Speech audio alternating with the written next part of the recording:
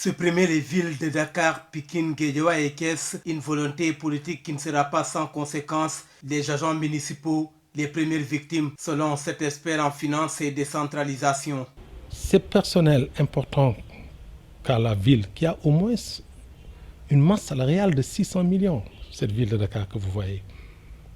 Si vous devez dévoluer ce personnel-là et l'amener dans les communes qui sont dans le département de Dakar, ça risque d'être compliqué et difficile.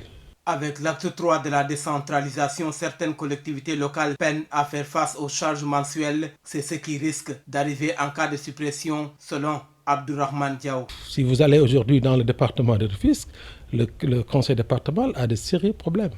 Pourquoi? Parce que le personnel est important et ils l'ont pris du défunt conseil régional et ça va poser problème.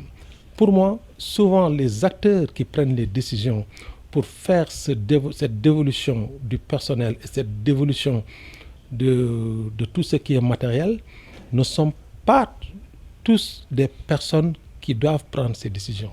Sur le plan historique, la ville de Dakar, un patrimoine classé, intervient activement au quotidien de ses administrés. L'intérêt des populations qui doit primer dans tout ce que nous faisons.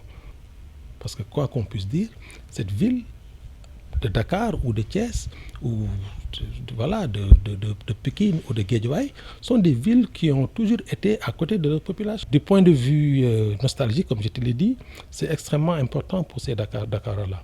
Ils peuvent quand même perdre leur repère dans la recherche de solutions quotidiennes, qu'ils trouvent toujours des solutions au niveau de cette ville-là.